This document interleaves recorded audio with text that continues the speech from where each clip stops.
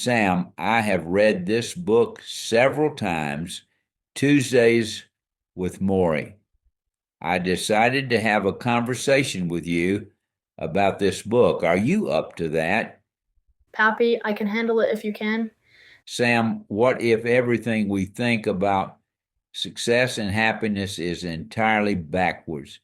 That's what I kept thinking about while revisiting this remarkable book, Tuesdays with Morrie, where a dying professor shares wisdom that challenges everything our society values.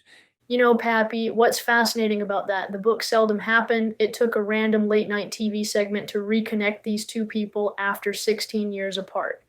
And that chance encounter led to something extraordinary 14 Tuesdays that would eventually impact over 17 million readers worldwide. What strikes me is how Morrie turned his ALS diagnosis into what he called his last thesis, essentially transforming his death into a master class on living.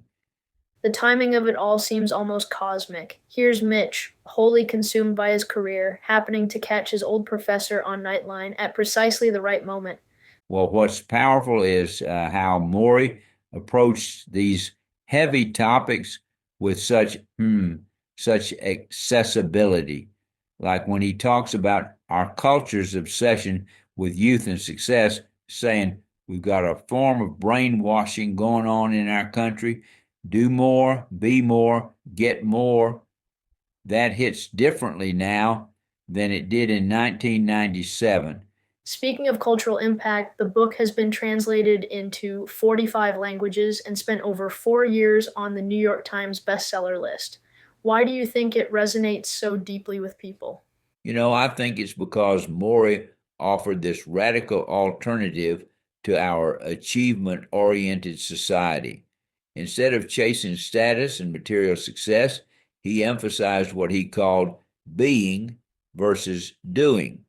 And he wasn't just theorizing, he was actively demonstrating these principles even as his body was failing him.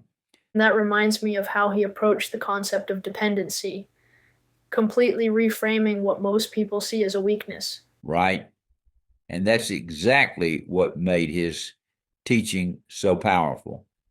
Here was this brilliant professor facing complete physical dependency, saying there's nothing wrong with needing help. He compared it to being like a baby again, challenging our cultural shame around vulnerability. The way he demonstrated that vulnerability was pretty groundbreaking for the mid 1990s, especially for a male academic figure.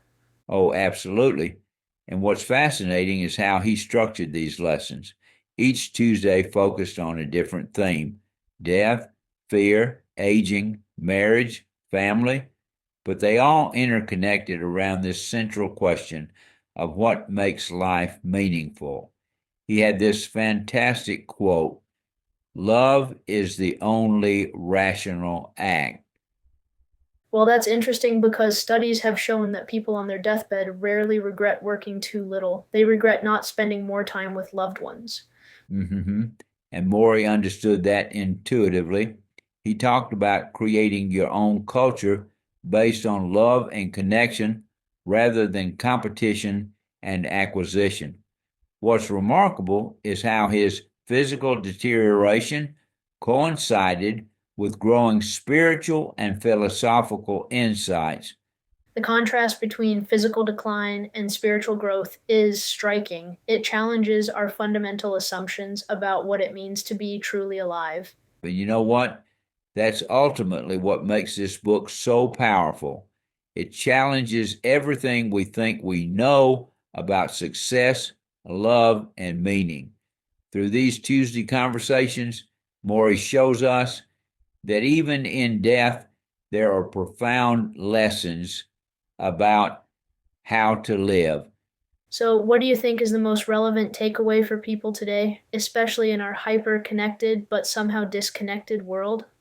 Well, I think it's Morrie's emphasis on authentic human connection. In an era where we're all busy doing and achieving, His message about the importance of being and connecting deeply with others feels more urgent than ever. He said something profound. The most important thing in life is to learn how to give out love and to let it come in. That's not just philosophy, it's practical wisdom for surviving in our modern world.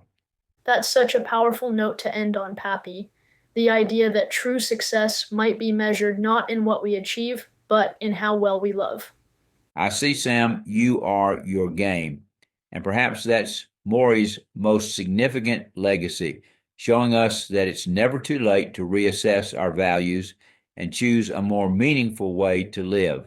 Even in his final days, he was teaching us how to live truly.